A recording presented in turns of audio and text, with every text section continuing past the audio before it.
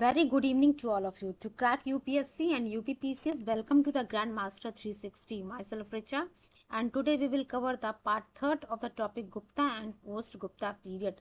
Last के दो session में बच्चों हम लोगों ने gist and important previous year questions को सॉल्व किया था, एंड जो पिछला पार्ट 2 था इस टॉपिक का, वहाँ पे हम लोगों ने बात किया था कि आने वाले लेक्चर में हम सांख्य, योग, न्याय, वैशेषिक, मीमांसा एंड वेदांत फिलॉसफी के बारे में जानेंगे। उसके बाद जो है प्रीवियस ईयर क्वेश्चंस को हम सॉल्व करेंगे। सेशन शुरू करने से पहले ही आप लोगों से हम्बल रिक्वेस्ट है, प्लीज़ आप लोग एक पेन और कॉपी लेकर के ज़रूर बैठिएगा ताकि इंपॉर्टेंट पॉइंट्स को आप नोटेड डाउन करते चलें। And one more request to all of you, इन जो भी मेरे लेक्चर्स आप लोगों को प्रोवाइड किए जा रहे हैं उन सभी लेक्चर्स को जो है मैक्सिमम से मैक्सिमम बच्चों में शेयर कीजिए ताकि इसका बेनिफिट सभी बच्चे उठा सकें। And one more thing, please channel को लाइक शेयर सब्सक्राइब करना मत भूलिएगा। चलिए अब हम अपने सेशन को शुरू करते हैं। सबसे पहले हम देखेंगे सांख्य दर्शन के बारे में। सांख्य दर्शन के आचार्य कौन थे? ध्यान रखिएगा, ये जो सिक्स फिलॉसफी की हम बात कर रहे हैं, सिक्स सिस्टम की जो फिलॉसफी आप कह सकते हैं सत दर्शन की जो हम बात कर रहे हैं, उससे जो है बहुत सारे क्वेश्चंस पूछेंगे। ये 6 फिलॉसफी से जो है एग्जाम में क्वेश्चंस आप कह सकते हैं जो सिक्स सिस्टम है उन सभी से जो एग्जाम में क्वेश्चन पूछे गए हैं। मैच द फॉलोइंग करके पूछा गया है, वन लाइनर क्वेश्चन पूछा गया है कि किस दर्शन से जो है कौन से आचार्य बिलोंग कर रहे हैं या फिर किस दर्शन में हम किस चीज के बारे में जानते हैं। चलिए अब हम देखते हैं सांख्य दर्शन के बारे में। सांख्य दर्शन की अगर हम बात करते हैं तो ये मोस्ट एंशिएंट फिलोसॉफिकल स्कूल है इंडिया में। Most ancient philosophical school of India ये कौन सा है? सांख्य दर्शन। और इस सांख्य दर्शन के आचार्य कौन है? महर्षि कपिल। महर्षि कपिल जो हैं आचार्य हैं सांख्य दर्शन के। ही कंपोज सांख्य सूत्र। अब देखिए सांख्य दर्शन के आचार्य की अगर हम लोगों ने बात की तो वहां पे हम लोगों ने महर्षि कपिल का नाम पढ़ा। महर्षि कपिल के द्वारा जो है सांख्य सूत्र को कंपोज किया गया है। एंड तत्व समास, तत्व सम को जो है तत्व सम सांख्य सूत्र को जो है कंपोज किया गया था महर्षि कपिल के द्वारा। और महर्षि कपिल को जो है आचार्य कहा जाता है सांख्य दर्शन का। सांख्य दर्शन जो है एंशिएंट फिलोसॉफिकल स्कूल है इंडिया का। Samkhya philosophy accepts the theory of rebirth और ट्रांसमाइग्रेशन ऑफ द सोल। तो देखिए यहाँ पे क्वेश्चन पूछा हुआ प्रीलिम्स में, Samkhya philosophy accept the theory of XYZ, जो भी ऑप्शन आपके सामने रहेगा तो आपको पता होना चाहिए रीबर्थ और ट्रांसमाइग्रेशन ऑफ सोल, इस पे जो इस थियोरी को जो है एक्सेप्ट करता है सांख्य फिलोसफी। और इसके आचार्य कौन है? महर्षि कपिल हैं। Sankhya held that it is the self-knowledge that leads to liberation and not any exterior influence or agent। तो देख सकते हैं आप सांख्य फिलॉसफी की अगर हम बात करें तो यहाँ पे हमें क्या देखने को मिल रहा है कि आपको जो है सेल्फ नॉलेज अगर है तो यही आपका जो सेल्फ नॉलेज है, इसी से आप लिबरेशन मोक्ष को प्राप्त कर सकते हैं, ना कि किसी एक्सटीरियर इन्फ्लुएंस या फिर एजेंट से। तो सांख्य के अकॉर्डिंग जो है self knowledge that leads to liberation and not any exterior influence or agent। ठीक, अभी हम लोगों ने महर्षि कपिल के बारे में पढ़ लिया। अब हम महर्षि पतंजलि की बात करते हैं। देखिए यहाँ हम लोगों ने पहला जो सिस्टम था सांख्य पढ़ा। दूसरा सिस्टम जो है हम पढ़ेंगे योग दर्शन के बारे में। योग दर्शन से किसका नाम जुड़ा हुआ है? महर्षि पतंजलि का। क्वेश्चन पूछा हुआ है एग्जाम में कि योग दर्शन के फाउंडर कौन है, या फिर Maharshi Patanjali was the founder of which दर्शन। तो आपको पता होना चाहिए महर्षि पतंजलि जो है योग दर्शन के फाउंडर रहे हैं। फाउंडर हैं। द डिस्क्रिप्शन अबाउट योग इज फाउंड इन उपनिषद। ये जो आपको योग दर्शन की हम बात कर रहे हैं, योग के बारे में जो डिस्क्रिप्शन है वो आपको उपनिषद में, महाभारत में, भगवद गीता में, जैन में एंड बुद्धिस्ट टेक्स्ट में सभी जगह देखने को मिलता है। Maharshi Patanjali explain it as a compact philosophical theory, so it is called as Patanjali दर्शन। अष्ट योग, अष्टांग योग मीन्स 8 लिम्ड योगा।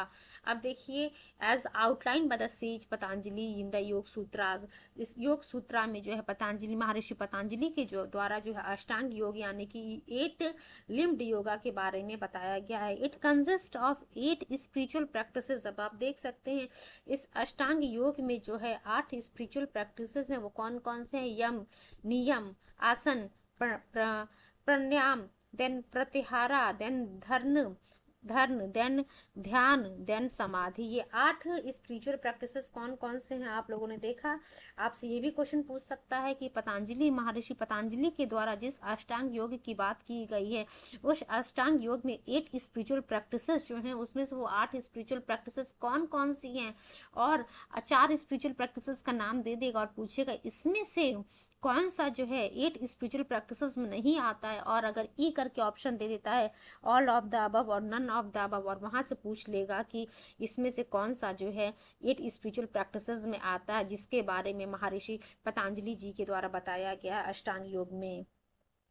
तो आपको पता होना चाहिए यम, नियम, आसन, प्राणायाम, देन प्रत्याहारा, देन धर्ना, देन ध्यान, देन समाधि। Patanjali was contemporary of Pushyamitra Shunga. Patanjali जो है कंटेम्पररी है किसके? पुष्यमित्र शुंग के जो है कंटेम्पररी हैं। तो ये भी प्रीलिम्स में क्वेश्चन पूछा हुआ है, Maharshi Patanjali was a contemporary of हुम। तो आप लोगों को पता होना चाहिए ये पुष्यमित्र शुंग के जो है कंटेम्पररी रहे हैं। Just wait for few seconds बच्चों।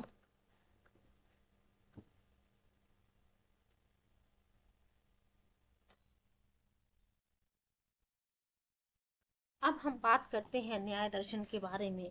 अभी हम लोगों ने सांख्य के बारे में पढ़ लिया, देन योग फिलॉसफी के बारे में, उसके बाद अब हम न्याय के बारे में पढ़ेंगे, देन हम लोग जो है वैशेषिक, एंड देन मीमांसा, and at the end Vedanta के बारे में हम लोग पढ़ेंगे। चलिए अभी तक एक बार रिकॉल करा दूं मैं कि सांख्य दर्शन में हम लोगों ने क्या पढ़ा था। सांख्य दर्शन से जो है महर्षि कपिल का नाम जुड़ा हुआ है। महर्षि कपिल जो है इस सांख्य दर्शन के आचार्य रहे हैं। सांख्य फिलॉसफी में जो है थियरी ऑफ जो है रीबर्थ और ट्रांसमाइग्रेशन ऑफ सोल को सोल की इस थियोरी को जो है एक्सेप्ट किया गया है। उसके बाद हम लोगों ने महर्षि पतंजलि की बात की, जहाँ पर जो है देखिए अभी हम लोग जो है सांख्य में महर्षि कपिल के बारे में पढ़ रहे थे। उसके बाद हम लोगों ने योग दर्शन पढ़ा। उस योग दर्शन में हम लोगों ने बच्चों महर्षि पतंजलि के बारे में पढ़ा, जिन्होंने अष्टांग योग के बारे में बताया था, और उस अष्टांग योग में उन्होंने 8 स्पिरिचुअल प्रैक्टिसेस के बारे में बताया था। अब हम बात करेंगे न्याय दर्शन के बारे में। ध्यान रखिएगा, ये जो भी जिस फिलॉसफी से जो भी गुरु जुड़े हुए हैं, आचार्य जुड़े हुए हैं, उनका नाम जरूर ध्यान रखिएगा, बिकॉज वहां से वेरियस टाइम वेरियस एग्जाम में प्रीलिम्स में क्वेश्चंस पूछे गए हैं। वो चाहे यूपीएससी का एग्जाम हो और यूपीपीसीएस और एसएससी और कोई भी वन डे एग्जाम हो, आप कह सकते हैं किसी भी स्टेट का एग्जाम हो, सभी जगह जो है आप कह सकते हैं इन फिलॉसफी से एग्जाम में क्वेश्चंस पूछे ही हुए हैं। चलिए अब मूव करते हैं हम नेक्स्ट पॉइंट की तरफ, न्याय दर्शन की तरफ। न्याय दर्शन को जो है कौन प्रोपोगेट कर रहा था? गौतम। न्याय दर्शन को कौन प्रोपोगेट कर रहा था? गौतम जो है न्याय दर्शन को प्रोपोगेट कर रहे थे। वो is also known as Akshapada. देख सकते हैं आप, इन्हें जो है हम क्या कहते थे? अक्षपद भी कहते थे। तो न्याय दर्शन was propagated by whom? Gautam. उसी प्रकार से जो है आपसे सांख्य दर्शन के बारे में पूछ लेगा कि सांख्य दर्शन के आचार्य कौन है, तो हम लोगों ने देखा महर्षि कपिल। देन हम लोगों ने पढ़ा महर्षि पतंजलि जो है योग दर्शन से जुड़े हुए हैं। अभी हम लोग न्याय दर्शन की बात करें। न्याय दर्शन जो है प्रोपोगेट किया जा रहा था गौतम के द्वारा, जी who is also known as Akshapada. इस जो न्याय का आप सभी लोगों को पता ही होगा, न्याय, द वर्ड न्याय मीन्स डिसीजन और लॉजिक। डिसीजन या फिर जो है लॉजिक, इस शब्द का मतलब है जिस हम न्याय दर्शन की हम बात कर रहे हैं। न्याय दर्शन recognizes the existence of 16 substances और लॉजिक। तो ध्यान रखिए, अभी जहां अष्टांग योग में हम लोगों ने 8 स्पिरिचुअल प्रैक्टिसेस की बात की थी, वहीं जब हम न्याय दर्शन की बात करें तो वहां 16 सब्सटेंसेस या फिर 16 लॉजिक की बात की जा रही है। ओरिजिन टेक्स्ट जो है न्याय दर्शन का वो क्या है? न्याय सूत्र है, which is the masterpiece of Gautam. ठीक, तो देख सकते हैं जो ओरिजिनल टेक्स्ट है न्याय दर्शन की, उसका क्या नाम है? न्याय सूत्र नाम है बच्चों। और न्याय सूत्र जो है ये किसके द्वारा लिखा गया है? गौतम के द्वारा। The theory of karma is related to Mimamsa. अब हम बात करेंगे, देखिए हम लोगों ने सांख्य की बात की, योग की बात की, न्याय की बात की, अब हम बात कर रहे हैं मीमांसा के बारे में। तो मीमांसा में कौन सी थियोरी जुड़ी हुई है मीमांसा से? थियोरी ऑफ कर्मा, कर्म, कर्मा की थियोरी जो है मीमांसा से जुड़ी हुई है। Karma, the theory of karma related to Mimamsa philosophy, theory of karma related to Mimamsa philosophy. It is also known as Karma Mimamsa, पूर्व मीमांसा और धर्म मीमांसा। ध्यान रखिए बच्चों, जो थियोरी ऑफ कर्मा है उसको किससे जोड़ा जा रहा है? Related to the Mimamsa philosophy. और इसे it is also known as क्या चीज? इसे हम जो है कर्म मीमांसा भी कहते हैं, पूर्व मीमांसा भी कहते हैं, धर्म मीमांसा भी कहते हैं। Mimamsa philosophy accept that Vedas contain the eternal truth. Mimamsa philosophy क्या कह रही है? मीमांसा फिलोसफी एक्सेप्ट दैट वेदास जो है यहाँ पे इट कंटेन इटर्नल ट्रूथ। पूर्व मीमांसा टेल्स अबाउट कर्म कांड, वाइल उत्तर मीमांसा टेल्स अबाउट द ज्ञान कांड। देखिए अभी हम लोगों ने कर्म मीमांसा की बात की, देन उत्तर मीमांसा के बारे में भी हम लोगों ने, पूर्व मीमांसा के बारे में, धर्म मीमांसा की भी बात की थी। तो जब हम पूर्व मीमांसा की बात करते हैं तो पूर्व मीमांसा जो है कर्म कांड के बारे में बताता है। वहीं जब हम बात करते हैं उत्तर मीमांसा की, तो उत्तर मीमांसा बच्चों हमें ज्ञान कांड के बारे में बता रहा है। तो यहाँ से सीधा सीधा प्रीलिम्स में क्वेश्चन पूछा हुआ है, पूर्व मीमांसा टेल्स अबाउट, तो यहाँ पे जो है कर्म कांड ध्यान रखिएगा, वही पूछा हुआ उत्तर मीमांसा किसके बारे में बता रहा है? उत्तर मीमांसा बच्चों ज्ञान कांड के बारे में बता रहा है। चलिए अब हम अगले पॉइंट की तरफ मूव करते हैं, वेदांत फिलोसफी की तरफ। उम्मीद करते हैं ये जो क्वेश्चन आपके सामने जो जिस लेकर के आया जा रहा है प्रीलिम्स के क्वेश्चन से रिलेटेड, आप लोगों को बहुत अच्छा लग रहा होगा। इसको पढ़ने के बाद जो जैसे ही आप जो भी हम जिस पढ़ रहे हैं, इसको पढ़ने के बाद जैसे ही आप PYQs की तरफ मूव करेंगे, आप देखेंगे कि सभी के सभी प्रीलिम्स के क्वेश्चन आप लोगों से बहुत ही ईजिली सॉल्व हो रहे हैं। 90 to 90 आप कह सकते हैं 98% तक जो, अगर आप लोगों ने थोड़ा सा भी ध्यान से पढ़ा होगा, 98% तक मैं कह सकती हूँ कि आप लोगों के क्वेश्चन सॉल्व हो रहे होंगे। बाकी 2% की जो है गारंटी कोई भी नहीं ले सकता है। आप कह सकते हैं बाई चांस कुछ पॉइंट आप लोगों ने अगर मिस कर दिया होगा तो हो सकता है उससे जुड़ा कोई क्वेश्चन जो है आप लोगों से सॉल्व ना हो सके। चलिए अब हम मूव करते हैं वेदांत फिलोसफी की तरफ।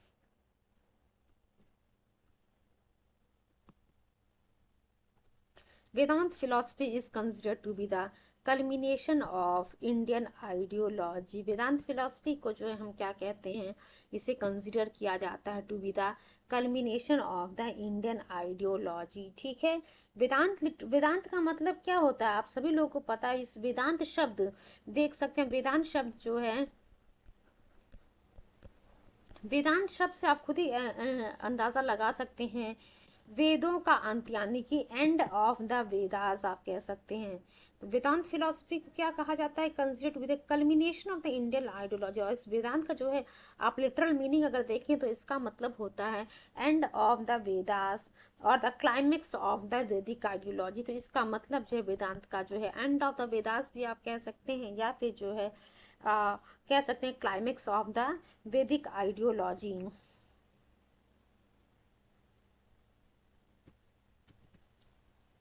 Vedanta philosophy has 3 basis. ठीक, उसमें क्या क्या था? उपनिषद, ब्रह्म सूत्र, भगवत गीता। वेदांत फिलोसफी में 3 बेसिस हैं। क्या क्या है? उपनिषद है, ब्रह्म सूत्र है एंड भगवत गीता। क्या क्या है? Upanishad, Brahma Sutra and Bhagavad Gita. They are called the Prasthan Trayi जो है आप कह सकते हैं। ये जो 3 बेसिस हैं वेदांत फिलोसफी की, वो कौन कौन सी हैं? ध्यान रखिए कि यहाँ से प्रीलिम्स में क्वेश्चन पूछा हुआ वेदांत फिलोसफी के वो कौन कौन से 3 बेसिस हैं। तो उपनिषद, ब्रह्म सूत्र एंड भगवत गीता।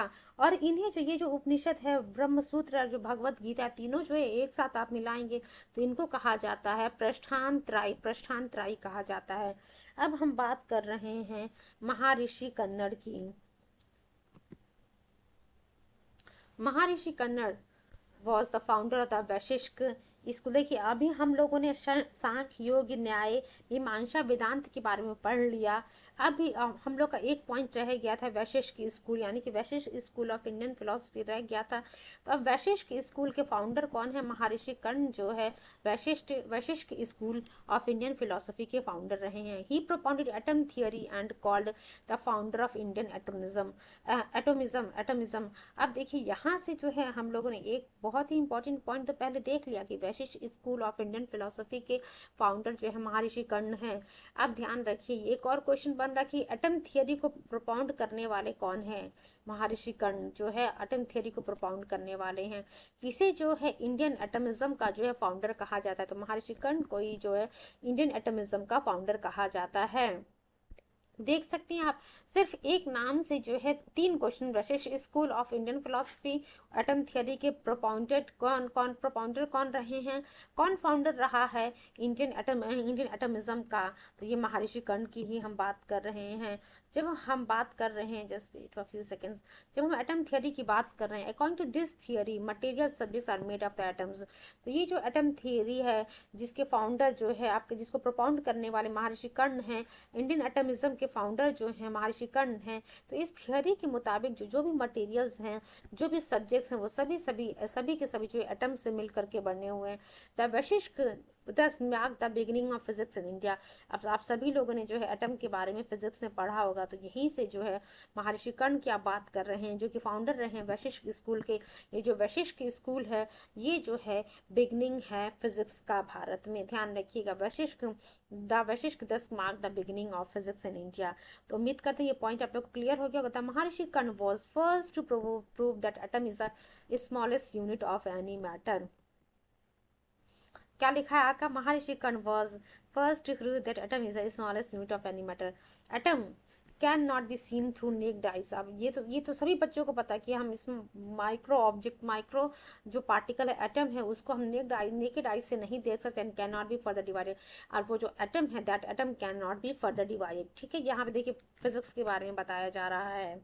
जब हम फिजिक्स, आप कह सकते हैं साइंस के टॉपिक को डिस्कस करेंगे, जहाँ पे हम फिजिक्स, बायो और केमिस्ट्री के बारे में पढ़ेंगे, वहाँ पे आपको बच्चों एटम के बारे में पढ़ने को मिलेगा। हम लोग जो है सभी जितने भी इंपॉर्टेंट पॉइंट्स हैं, आप कह सकते हैं जो स्टैंडर्ड यूनिट्स हैं, प्रेशर है, और आप कह सकते हैं ये एटम की ही हम बात कर रहे हैं, मास की, वेलोसिटी की, डिस्टेंस की, सभी जो जहाँ जहाँ से प्रीलिम्स में क्वेश्चन पूछ सकता है, सभी चीज़ों के बारे में हम डिस्कशन करेंगे। देन हम लोग जो है आप कह सकते हैं फिजन फ्यूजन के बारे में भी वहाँ पे पढ़ेंगे। फिलहाल हम इंडियन हिस्ट्री के बारे में पढ़ रहे हैं।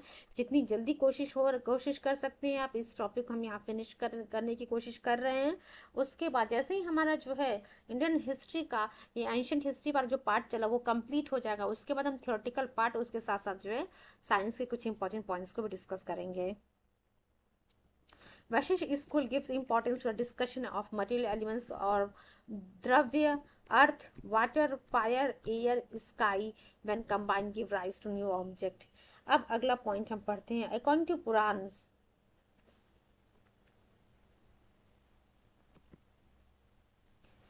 टू पुराण्स, चंद्रवंश यानी कि Somvansh was one of 3 prime dynasties to other Suryavansh and Agnivansh. ये सूर्यवंश, अग्निवंश, चंद्रवंश, इन सभी का नाम आप लोगों ने पहले सुना होगा। तो अगर हम पुराणों की बात करते हैं तो चंद्रवंश जो है, ये जो हमारे पास जो प्राइम डायनेस्टीज हैं, सूर्यवंश, अग्निवंश, इनमें से जो है एक प्राइम डायनेस्टी आपकी चंद्रवंश या फिर सोमवंश भी है। चंद्रवंश या Somvansh was one of the 3 primary dynasty of the Kshatriya varna. The prime place of the Chandravansh ruler was Prayag, but after unnatural calamity Dwapar Yug Chandravanshi king Samvarm established his capital in Pratishthanpur, present Jhansi, Allahabad. अब देखिए बच्चों, जब हम चंद्रवंश और सूर्य सोमवंश की बात करें, यहाँ से प्रीलिम्स में क्वेश्चन पूछा हुआ है, तो इनिशियली अगर हम बात करते हैं तो प्राइम प्लेस जो है चंद्रवंश रूलर का क्या था? प्रयाग था। बट नेचुरल क्लाइमेटी के बाद द्वापर युग द्वापर आप कह सकते हैं नेचुरल क्लाइमेटी की बात द्वापर युग में जो है देखने को मिलेगा। चंद्रवंशी किंग आप कह सकते हैं संवर्ण ने जो है उन्होंने प्रतिष्ठानपुर जो आज के समय में प्रेजेंट झूसी इलाहाबाद की हम बात करें, झूसी इलाहाबाद को जो प्रतिष्ठानपुर को जो है अपनी राजधानी बना लिया था। अग्निकुल की अगर हम बात देखें, हम लोगों ने चंद्रवंश, सूर्यवंश, अग्निवंश ये सभी नाम पहले ही पढ़े हुए हैं। तो अगर हम अग्निकुल की बात करेंगे, Agnikul was the most famous Pratihara dynasty of the Rajputs, ठीक है। Due to being related to the Due to being related to the branch of Gurjars, it is known as the Gurjar Pratihara dynasty of history in history। तो देखिए अभी हम लोगों ने क्या पढ़ा, यहाँ पे अग्निकुल के बारे में पढ़ा। ये जो मोस्ट फेमस प्रतिहारा डायनेस्टी है राजपूत की, due to being related to the branch of Gurjars, it is known as the Gurjar Pratihara dynasty in history, ठीक है। इसको क्या कहा जा रहा है, Gurjar Pratihara dynasty in history. First description जो है गुर्जर कास्ट की वो क्या है, तो फर्स्ट डिस्क्रिप्शन है गुर्जरा कास्ट की is in the whole text of Pulakeshin second. अब देखिए अब ये गुर्जर्स की हम बात कर रहे हैं, तो गुर्जर कास्ट के बारे में सबसे पहले आपको कहाँ से जानने को मिलता है, तो पुलकेशिन सेकंड की बच्चों जो होल टेक्स्ट है वहाँ से जो है गुर्जर कास्ट के बारे में आपको जानने को मिलता है। Gurjars are mentioned in the Harshacharita of Bana Bhatta. इन गुर्जर्स के बारे में जो हर्षचरित जो है बाना भट्ट की वहाँ पे भी मेंशन किया गया है। Founder of Gurjar Pratihara dynasty कौन है, नाग भट्ट प्रथम। तो अब ये नाग भट्ट फर्स्ट से जो है बहुत बार एग्जाम में क्वेश्चन पूछा हुआ है कि कौन जो है गुर्जर प्रतिहारा डायनेस्टी का फाउंडर रहा है, तो नाग भट्ट फर्स्ट जो है गुर्जर प्रतिहारा डायनेस्टी के फाउंडर रहे हैं। ध्यान रखिएगा बच्चों आप लोग। The Gwalior inscription shows that he had destroyed the large army of Malik King। तो देखिए ग्वालियर इंस्क्रिप्शन से क्या पता चलता है कि जो गुर्जर प्रतिहारा डायनेस्टी का जो फाउंडर रहे नाग भट्ट फर्स्ट, इनके द्वारा जो है मलिक किंग की जो लार्ज आर्मी थी उसको डिस्ट्रॉय कर दिया जाता है, which was probably the Arab ruler of Sindh.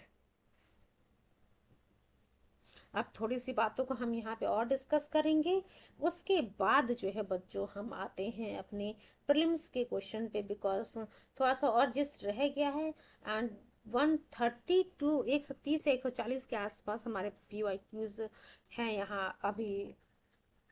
चलिए अब राष्ट्रकूटा डायनेस्टी के बारे में हम पढ़ते हैं।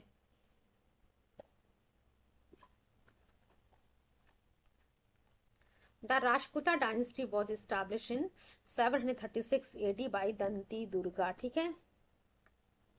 जो राष्ट्रकूटा डायनेस्टी है वो इस्टेब्लिश हुई थी कब, 736 AD में, ठीक। 736 AD में जो है राष्ट्रकूटा डायनेस्टी को इस्टेब्लिश किया गया था by Danti Durga. Rashtrakuta dynasty was establish in 736 AD, किसके द्वारा, दंती दुर्गा के द्वारा। ही मेड द मान्य खेता एज हिज कैपिटल, ठीक। तो राष्ट्रकूटा डायनेस्टी को जो है इस्टेब्लिश कब किया गया था, 736 AD में, किसके द्वारा, दंती दुर्गा के द्वारा। और ये जो है दंती दुर्गा ने मान्य खेत को जो है अपना कैपिटल बनाया, ठीक है। जो राष्ट्रकूटा डायनेस्टी हम लोगों ने क्या देखा, 736 AD में दंती दुर्गा के द्वारा बनाया गया था, एंड दंती दुर्गा ने जो है मान्य खेत को अपना कैपिटल बनाया। एक क्वेश्चन ये भी पूछ सकता है कि किसने जो है मान्य खेता को जो है अपनी राजधानी बनाया था, दंती दुर्गा जी के द्वारा जो है, दंती दुर्गा के द्वारा मान्य खेता को अपनी राजधानी बनाई गई थी। About Danti Durga, it is said that in Ujjaini he conducted a Hiranyagarbha yajna. तो देखिए क्या लिखा है, दंती दुर्गा की अगर बात करते हैं तो क्या कहा जाता है कि इन्होंने जो है उज्जैनी में हिरण्यगर्भ यज्ञ करवाया था, यानी कि महादान जो है यह इन्होंने उज्जैनी में करवाया था। Rashtrakuta raja Amoghavarsha first was born in 800 AD in the military camp of Shri Bhavan. अब देखिए यहाँ से भी क्वेश्चन पूछा हुआ है, जो राष्ट्रकूटा रूलर राजा रहते हैं अमोघवर्ष फर्स्ट, उनका जन्म कहाँ होता है और कब होता है। तो 800 AD में जो है इनका जन्म होता है मिलिट्री कैंप ऑफ श्री भवन on the bank of river Narmada. ये नर्मदा नाम भी याद रखिएगा, नर्मदा नदी के किनारे जो है मिलिट्री कैंप ऑफ श्री भवन में जो है अमोघवर्ष फर्स्ट जो कि राष्ट्रकूटा राजा होते हैं उनका जन्म होता है। इस समय जो इनके फादर होते हैं Rashtrakuta king Govind third was returning after successful campaign of the north India. चलिए अब अगले पॉइंट की तरफ हम मूव करते हैं।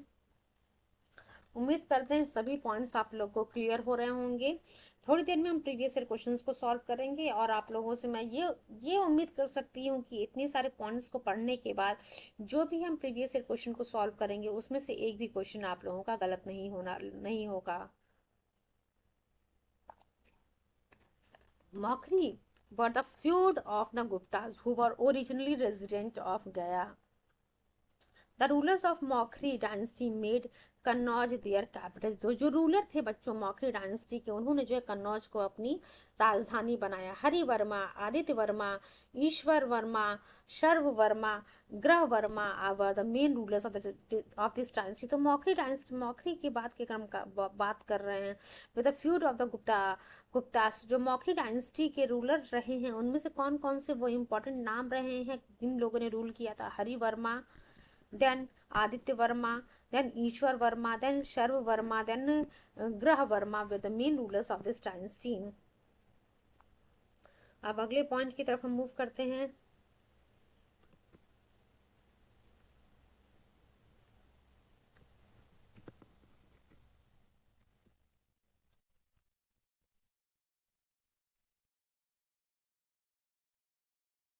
Detailed information regarding Harsha is obtained from the Harshcharit which was composed by the author बान भट्ट। तो देखिए यहाँ से बहुत ही इंपॉर्टेंट है ये हर्षचरित और बान भट्ट। नाम याद रखिएगा कि हर्षचरित किसके द्वारा लिखा गया, बान भट्ट के द्वारा जो है हर्षचरित लिखा गया है बच्चों।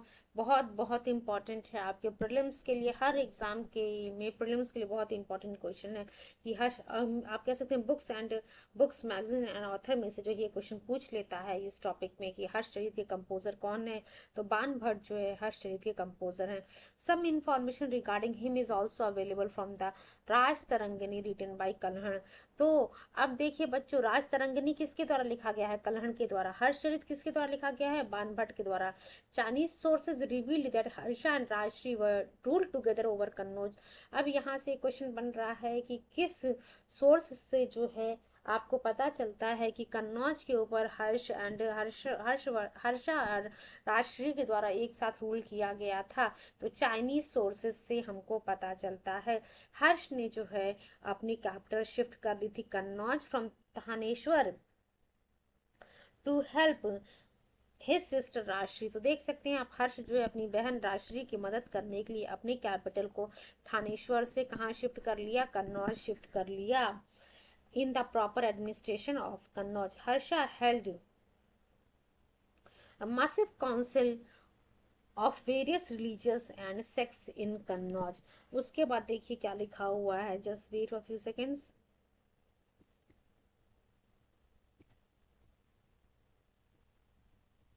According to Chinese evidence, rulers of 20 countries along with their eminent Brahmins, Shamads, courtiers etc. arrived here। The meet was this. देखिए ये जो हम काउंसिल, मासिव काउंसिल की बात करें जो हर्ष के द्वारा ऑर्गेनाइज करवाया गया था, वेरियस रिलीजन्स एंड सेक्ट्स इन कन्नौज।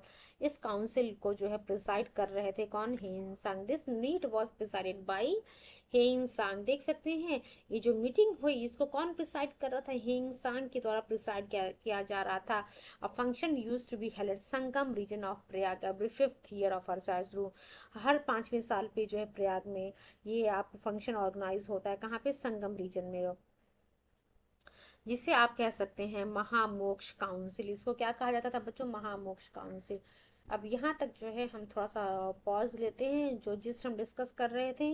अब हम आते हैं अपने प्रीवियस ईयर क्वेश्चन पर।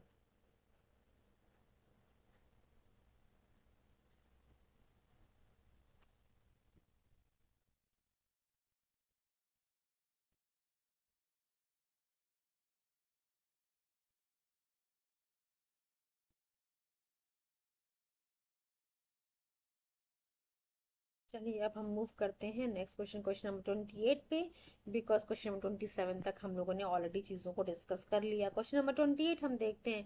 India maintain its early cultural contacts and trade links with South East Asia across the Bay of Bengal for this preeminence of the early maritime history of Bay of Bengal, which is of the following could be the most convincing explanation और explanation. So क्या लिखा हुआ है यहाँ पे? India maintained its early cultural contact and trade link किससे? South East Asia across the Bay of Bengal. इस ये जो for this preeminence of the early maritime history of Bay of Bengal, which of the following would be the most convincing explanation. अब देखिए इसमें से सबसे सही कौन सा स्टेटमेंट आप लोगों को लग रहा है? As compare to other countries India had a better ship building technology in ancient and medieval time. तो देखिए क्या लिखा हुआ कि अदर कंट्रीज से अगर आप कंपेयर करते हैं तो इंडिया के पास जो है बेटर शिप बिल्डिंग टेक्नोलॉजी थी एंशिएंट एंड मेडिवल टाइम में. दूसरा पॉइंट लिखा हुआ है the rulers of southern India always patronized traders, Brahmin priests and Buddhist monks in this context. सी क्या लिखा है? Monsoon wind across the Bay of Bengal facilitates sea wages. तो देखिए बच्चों सी wages यहाँ पे हमारा सही आंसर क्या है? यहाँ पे हमारा सी वाला जो ऑप्शन है वो सही आंसर है.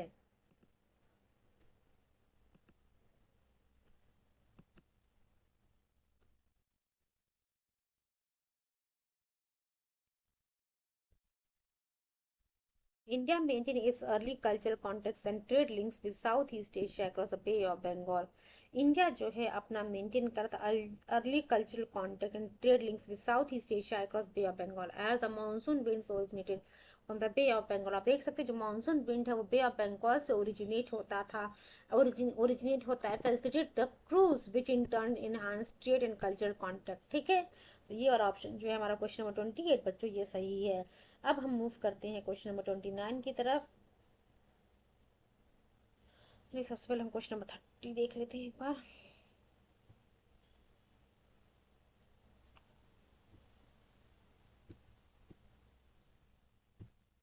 Centers located in Gujarat, Bengal, Deccan, Tamil country during the Gupta period were associated with which of the following? Textile manufacture, gems and precious stones, handicrafts and opium cultivation. तो क्या लिखा हुआ है? Centers located in Gujarat, Bengal, Deccan and Tamil country during the Gupta period were associated with which of the following? तो ये क्या textile manufacture से या फिर जेम्स एंड प्रीशियस स्टोन से या फिर हैंडीक्राफ्ट से या फिर ओपियम कल्टीवेशन से. तो इसका सही आंसर क्या होगा बच्चों? Gujarat, Bengal, Deccan and Tamil Nadu were famous for the textile manufacturing industry. अब हम मूव करते हैं नेक्स्ट क्वेश्चन की तरफ, क्वेश्चन नंबर 31 की तरफ बच्चों. देखिए क्वेश्चन नंबर 31 क्या कह रहा है? Who among the following is known for his work on medicine during the Gupta period. तो क्या कह रहा? मेडिसिन पे काम करने के लिए गुप्ता पीरियड में जो है कौन फेमस था? Sushruta, Saumil, Shudraka, Shaunaka. E none of the above more D और more than one of the above. E लिखा हुआ ई आप कह सकते हैं आपके सामने जो है ये 4 ऑप्शन है A B C D E करके. तो ध्यान रखिए बच्चों, अगर आप बात करते हैं कि who among the following is known for his work on the medicine during the Gupta period. Sushruta की अगर बात करते हैं तो सुश्रुत जो है फादर ऑफ सर्जरी थे. He was a resident of Kashi. It is believe that his period was around 600 BC. वहीं जब हम बात करते हैं शौनक की, शौनक जो है was the sage of Rigveda. ये ऋग्वेद के सेज हैं. वहीं जब हम शूद्रक की बात करते हैं, Shudraka was dramatist of the Gupta period. Shudraka जो है ड्रामेटिस्ट रहते हैं गुप्ता पीरियड के. वहीं जब हम सौमिल की बात करते हैं बच्चों, तो सौमिल जो है play right. Saumil is a play right of Gupta period who has been remembered by Kalidas with language and poetry. तो आप कह सकते हैं इनमें से जो 4 ऑप्शन आपको देखने को मिल रहे हैं, none of the above had worked in the field of medicine during the Gupta period. तो यानी कि ई वाला ऑप्शन हमारा सही है. चलिए अब हम मूव करते हैं नेक्स्ट क्वेश्चन की तरफ. क्वेश्चन नंबर 33 देखिए क्या कह रहा है बच्चों आपसे. Who among the following is not, just wait for few seconds.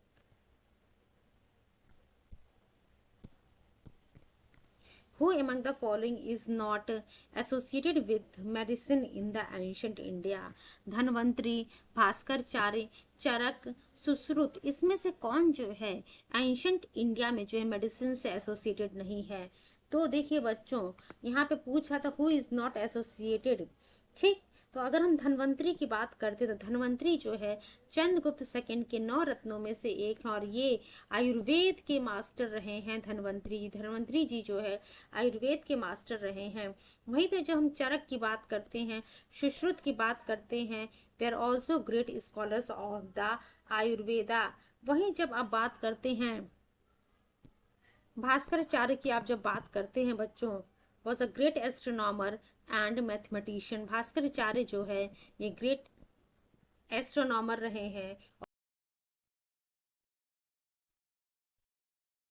चलिए अब हम मूव करते हैं नेक्स्ट क्वेश्चन की तरफ बच्चों।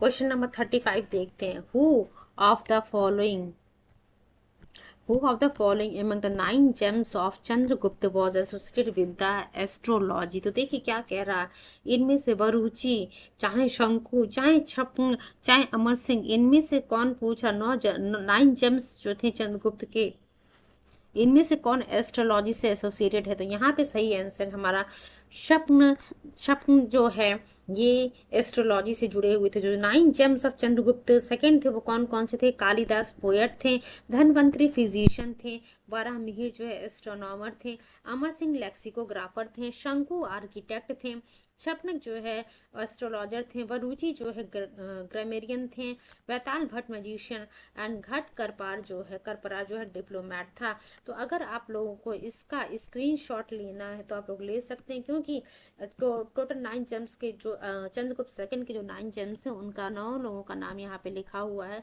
आगे आप लोग के आने वाले जो क्वेश्चन हैं उनको सॉल्व करने में आसानी होगी अगर आप लोग को ये याद होगा कि कौन जो है किस चीज से जुड़ा हुआ था, एसोसिएटेड था।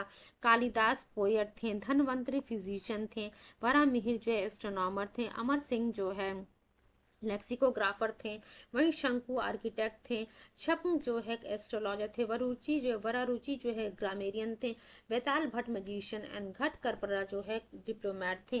तो देखिए अगला क्वेश्चन जो है क्वेश्चन नंबर 36 जो है 35 पे ही आधारित है। क्वेश्चन 36 देखिए क्या कह रहा है आपके सामने। Kalidasa was in the ruling period of Samudragupta, Ashoka, Chandragupta first and Chandragupta second. Kalidasa जो है ruling was in the ruling period of किसके? Samudragupta, Ashoka, Chandragupta first and Chandragupta second. तो आप सभी लोग को पता है कालिदास जो है चंद्रगुप्त सेकंड के 9 रत्नों में जो 9 जेम्स थे उनमें से एक थे, और ये जो है पोएट थे कालिदास जी।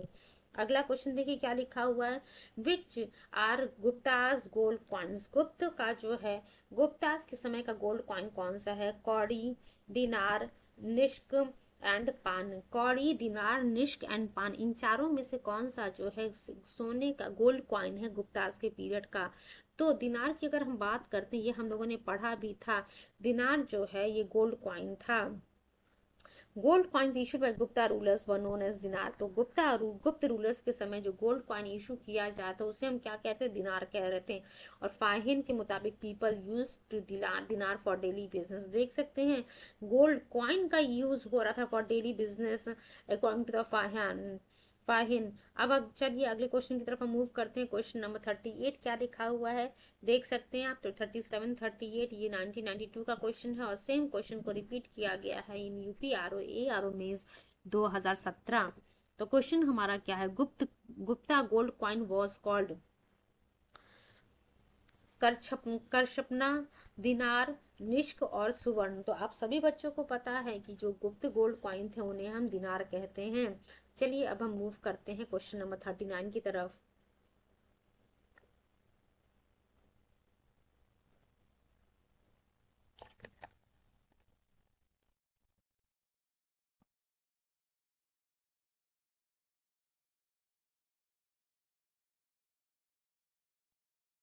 The silver coins issued bye Gupta's were called.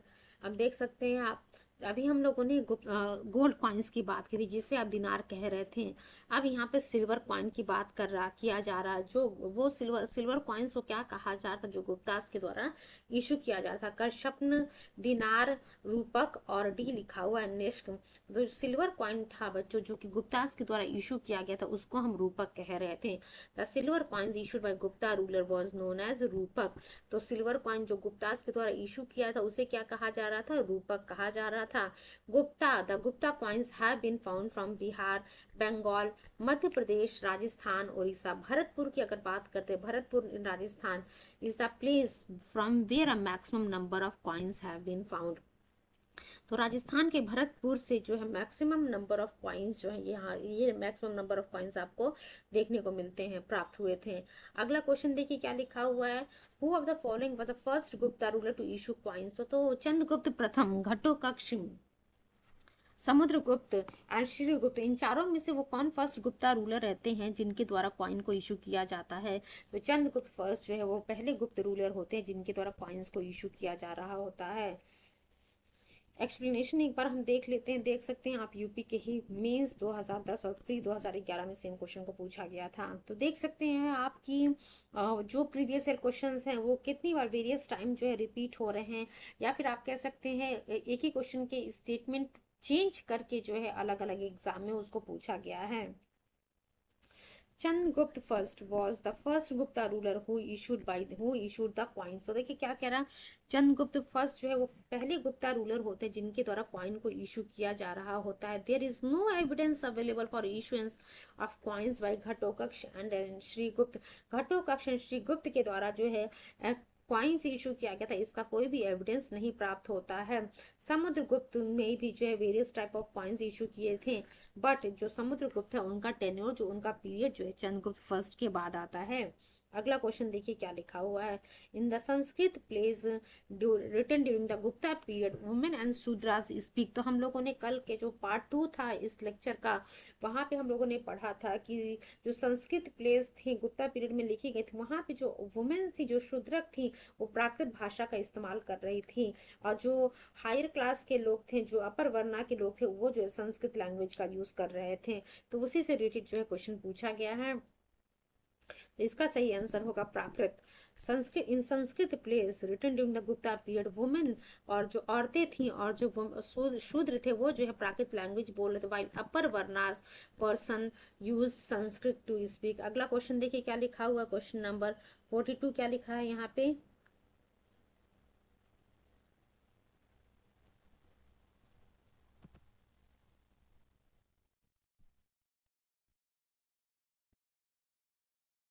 Which for the following is the main teaching of Gupta? कर्म योग, ज्ञान योग, भक्ति योग, निष्कर्म योग एंड स्पर्श योग। ठीक है, तो क्या करा, इसमें से कौन सा जो है मेन टीचिंग था गीता का।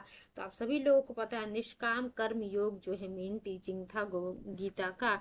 निष्काम कर्म और सेल्फलेस या फिर डिजायरलेस एक्शन जो है is an action perform without any expectation, कि बिना किसी उम्मीद किए जो है जो आप कर्म कर रहे हैं, जो डिजायरलेस एक्शन कर रहे हैं that is called as the, आप कह सकते that was the main teaching of the Gupta, sorry Gita. एक बार फिर से मैं आप कह सकते हैं एक्सप्लेनेशन को रीड कर देती हूँ।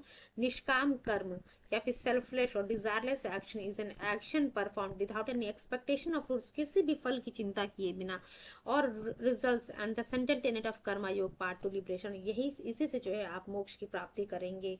It advocates achieving success following the principles of yoga and stopping beyond personal goals and agendas while pursuing any action over greater mood good, which has become well known since it is a central message of the Bhagavad Gita। तो आप सभी लोगों को पता है कि निष्काम कर्म योग जो है आप कह सकते हैं ये जो है मेन टीचिंग था गीता का, या फिर सेंट्रल मैसेज था भगवत गीता का। अगला क्वेश्चन हम देखते हैं क्या लिखा हुआ है। The first inscriptional evidence of सती प्रथा has been found from। ये भी हम लोगों ने क्वेश्चन पढ़ा था कि एरन इंस्क्रिप्शन से जो है सबसे पहला एविडेंस, इंस्क्रिप्शनल एविडेंस हमको मिलता है सती प्रथा का। तो यहाँ पे सही आंसर हमारा क्या होगा, ए, एरन इंस्क्रिप्शन।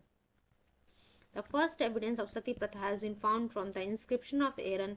ये जो इंस्क्रिप्शन है बिलोंग कर रहा 510 एडी, 510 एडी भी याद करिएगा, जहाँ पे सती प्रथा के बारे में मेंशन किया गया था।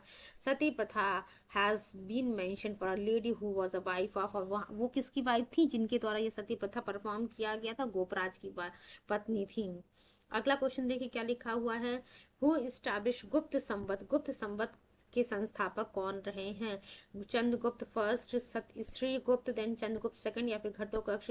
तो चंद्रगुप्त फर्स्ट इस्टैब्लिश द गुप्त संवत। यहाँ से बहुत बार एग्जाम में क्वेश्चन पूछा हुआ है। During 319 AD. अगला क्वेश्चन देखिए क्या लिखा हुआ है। एक तरफ एम्परर का नाम लिखा हुआ, दूसरी तरफ जो है टाइटल लिखा हुआ है बच्चों। क्वेश्चन नंबर 45 की अगर हम बात कर रहे हैं तो देखिए लिखा हुआ है Ashoka, then Samudragupta, then Chandragupta second, उसके बाद लिखा हुआ है स्कंदगुप्त, और टाइटल जो लिखा हुआ है प्राकर Parakramanka, then Priyadarshan, then Karmaditya, then Vikramaditya. तो ध्यान रखिएगा प्रियदर्शनी जो है, दर्शिना जो है ये अशोक का टाइटल रहा। वहीं जब हम समुद्रगुप्त की बात करते हैं तो प्राक्रमक कर्म जो है ये समुद्रगुप्त का टाइटल रहा है। उसके बाद हम चंद्रगुप्त सेकंड की बात करते हैं, विक्रमादित्य। चंद्रगुप्त सेकंड का जो है विक्रमादित्य हो गया, चंद्रगुप्त सेकंड का क्या हो गया? विक्रमादित्य। वहीं स्कंदगुप्त की अगर बात करते हैं तो कर्मादित्य जो है, क्रमादित्य जो है स्कंदगुप्त का टाइटल हो गया। एक बार फिर से मैं आप लोग को रिकॉल कराती हूँ। प्रियदर्शना जो है अशोक का, देन प्राक्रमक का जो है समुद्रगुप्त का टाइटल है, वहीं विक्रमादित्य का टाइटल जो है चंद्रगुप्त सेकंड है, वहीं क्रमादित्य जो है स्कंदगुप्त का टाइटल है। अगला क्वेश्चन देखिए क्या लिखा हुआ है। Match list one with list two and select the correct answer from the code given below. ठीक, एक तरफ जो है किंग्स का नाम लिखा, दूसरी तरफ जो है क्वीन का नाम लिखा हुआ है। तो देखिए बच्चों जो जस्ट वेट,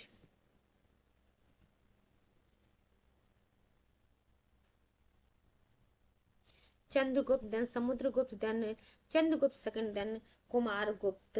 इधर Dutta Devi, then Kuber Nag, then Kumar Devi, then Anant Devi लिखा हुआ है।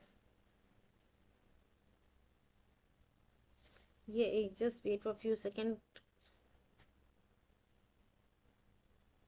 इस क्वेश्चन को हम स्किप करते हैं, थोड़ी देर के बाद इस क्वेश्चन को हम देखेंगे। सबसे पहले हम जो है क्वेश्चन नंबर 47 देख लेते हैं। The gradual decline of towns was an important feature of which period. तो यहाँ भी हम लोगों ने पढ़ा था कि गुप्त पीरियड में जो है धीरे धीरे जो टाउन थी, जो सिटी था, उनका डिक्लिनेशन होने लगा था। देख जो मेजर सिटी थी आप कह सकते हैं पाटलिपुत्र, वो जो है विलेज बन गया था जब ही इंसान जो है भारत में आया था। मथुरा, सोनपुर, सोगम, ये जो मेजर सिटीज थी provided evidence of decline in the गुप्त पीरियड, गुप्ता एज। तो हम यहाँ पे किसकी बात करें? गुप्त पीरियड की बात कर रहे हैं। ए वाला ऑप्शन हमारा सही है। अगला क्वेश्चन देखिए क्या लिखा हुआ है। Which ruling dynasty donated maximum villages to temples and Brahmins. तो क्या कह रहा है, किस डायनेस्टी के द्वारा मैक्सिमम नंबर ऑफ विलेजेस जो है टेम्पल्स, मंदिरों और ब्राह्मणों को दान किया गया था? गुप्त डायनेस्टी, बी पाल डायनेस्टी, सी राष्ट्रकूटा, देन डी लिखा हुआ प्रतिहारा। तो गुप्त डायनेस्टी के द्वारा जो है मैक्सिमम नंबर ऑफ विलेजेस को डोनेट किया गया था टेम्पल्स एंड ब्राह्मण्स को। तो the ruler of Gupta dynasty donated maximum number of villages to temples and Brahmans. ठीक है। तो ऑल्सो जो इनकम जो जनरेट हो रहा था इस लैंड, आप कह सकते हैं from the land of the village, ये जो है ओनर ऑफ द लैंड को दिला रहा था। आज का जो हम आप कह सकते हैं लास्ट सेकंड क्वेश्चन को हम पहले कंप्लीट कर लेते हैं। 50th क्वेश्चन तक जो है आज हम फिनिश करेंगे, उसके बाद रिमेनिंग क्वेश्चन को जो है नेक्स्ट सेशन में कंप्लीट करेंगे। In ancient India which dynasty rule is considered as the golden age. तो आप सभी लोग को पता है गुप्त पीरियड को जो है प्राचीन भारत में गोल्डन एज कहा जाता है for development of art and culture. ठीक, तो Gupta period is in the ancient India is considered as the golden age due to the excellent development in the field of art and culture.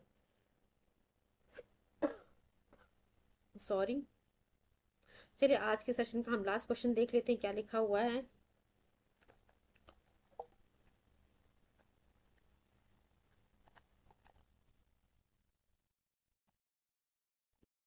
During which age did women enjoy equality with man. तो देखिए क्या कह रहा है, किस as में जो women's को जो है, वुमेन्स और मैन और वुमेन को जो है इक्वलिटी दिया गया था। तो किसी भी जो चार ऑप्शन आपको देखने को मिल रहा, Gupta age, Maurya age, Cholas age, यहाँ से जो तीनों एज, तीनों पीरियड में जो है कहीं भी वुमेन को जो है मैन के बराबर इक्वलिटी नहीं दी गई थी, एक्सेप्ट वैदिक एज। वैदिक एज में ही जो है आपको देखने को मिलेगा कि औरतों की कंडीशन जो है अच्छी थी।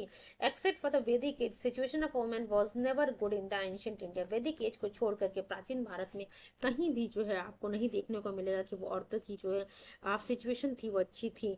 गुप्त, इन द एज ऑफ गुप्त, Maurya, chola, the evidence of inferior condition of a woman has been found, thus the condition of woman was with man cannot be compared to any age। देखिए बच्चों, हम लोगों ने जो इम्पोर्टेंट जिस्ट था उसको पढ़ा, उसके बाद 50 क्वेश्चन में 50 तक हम लोगों ने कंप्लीट कर लिया है। अब देखते हैं, अब जो है रिमेनिंग जिस्ट को हम कल के सेशन में कंप्लीट करेंगे एंड कोशिश करेंगे जितना हो सकता है उतना प्रीलिम्स के क्वेश्चंस को हम सॉल्व करने की।